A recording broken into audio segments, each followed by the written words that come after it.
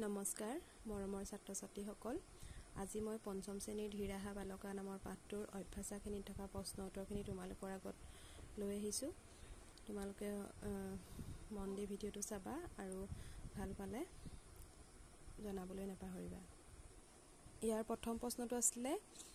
1 number প্ৰশ্ন নাং উত্তৰং লিখতু 1 নম্বৰতে দিয়া আছে ত্ৰয়ঃ বালকাঃ কাং যোজনাং কিতবন্তঃ উত্তৰটো হ'ব ত্ৰয়ঃ বালকাঃ প্ৰবাচস্য যোজনাং কিতবন্তঃ 2 নম্বৰতে দিয়া আছে বালকাঃ কেশাম অনুমতিং প্ৰাপ্তবন্তঃ উত্তৰ দিয়া আছে বালকাঃ অভিভাৱকানাম অনুমতিং প্ৰাপ্তবন্তঃ 3 নম্বৰতে দিয়া আছে বালকাঃ কেইন য়ানেন প্ৰবাসং কিতবন্তঃ উত্তৰ হ'ব বালকাঃ বস য়ানেন প্ৰবাসং কিতবন্তঃ 4 নম্বৰতে আছিল অকস্মাৎ য়ানং কে স্থগিতবন্তঃ উত্তৰ হ'ব অকস্মাৎ য়ানং লুণ্ঠকাঃ স্থগিতবন্তঃ 5 নম্বৰতে দিয়া আছে লুণ্ঠকাঃ কিম উক্তবন্তঃ উত্তৰ হ'ব লুণ্ঠকাঃ উক্তবন্তঃ ভূযাত্ৰিণঃ স্ব আভূষণানি স্ব ধনং স্ব সৰ্বং যচ্ছন্তু অন্যথা মাৰয়ামঃ ইতি 6 নম্বৰতে আছিল সৰ্বে কিমৰ্থং বালকানাং চলাঘন কিতবন্তঃ উত্তৰ হ'ব সৰ্বে বালকানাং ধৈৰ্যং চলাঘন কিতবন্তঃ 2 নম্বৰতে দিছে কুস্তকে দত্তানাং বৰ্তমানকালিক ৰূপানাং ভূতকালিক ৰূপানি বহুবচনে লিখতু বেকেটৰ ভিতৰত থকা বৰ্তমান কালৰ ৰূপটো আমাক কি হলে নিবলৈ কৈছে ভূতকালিক ৰূপ বা অতীতকালৰ ভূতকাল বা অতীতকালৰ বহুবচন লিখিবলৈ কৈছে এটা উদাহৰণ দিয়া আছিল বালকাঃ পাঠং পঠন্তি এটা পঠন্তিটো বহুবচনত আমি ভূতকালৰ বহুবচন লিখিব লাগে ইয়াৰ উত্তৰটো হ'ব বালকাঃ পাঠং পঠিতবন্তঃ এইটোৰ দৰে বাকিখিনিও কৰিব লাগিব 1 নম্বৰতে দিয়া আছে ছাত্ৰাঃ কোলাহলং কুৰ্বন্তি গতিকে ছাত্ৰাঃ কোলাহলং কুৰ্ববন্তঃ 2 নম্বৰতে আছিল তে ফলানি খাদন্তি উত্তৰ হ'ব তে ফলানি খাদবন্তঃ 3 নম্বৰতে দিয়া আছিল বালিকাঃ গীতং গায়ন্তি এটো স্ত্ৰীলিংগ গতিকে বালিকাঃ গীতং গায়বত্যঃ 4 নম্বৰতে দিয়া আছিল তা ফলৰসং পিবন্তি উত্তৰ হ'ব তা ফলৰসং পিববন্তঃ 5 নম্বৰতে দিয়া আছিল বয়ং বিদ্যালয়ং গচ্ছামঃ পুলিংগত আছিল উত্তৰ হ'ব বয়ং বিদ্যালয়ং গচ্ছাবন্তঃ 6 নম্বৰতে আছিল বয়ং উদ্যানং পশ্যামঃ এটো স্ত্ৰীলিংগত আছিল উত্তৰ হ'ব বয়ং উদ্যানং পশ্যাবত্যঃ 3 নম্বৰতে দিয়া আছিল প্ৰশ্ন ৰিক্ত স্থানানি ভূতকালিক ৰূপৈ পূৰয়তু খালি ঠাইখিনিত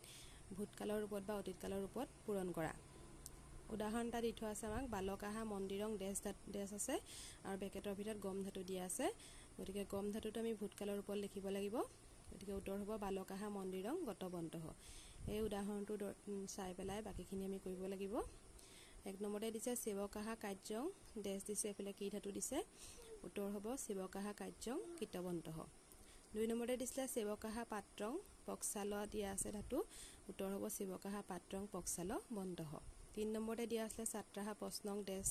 বিশ্ব ধাতু দিয়া আছে উত্তৰ হ'ব ছাত্ৰাঃ প্ৰশ্নং বিশ্ববন্তঃ ধনিকাঃ ধনং দেশ দিয়া আছে দা ধাতু দিয়া আছে উত্তৰ হ'ব ধনিকাঃ ধনং দাত্তবন্তঃ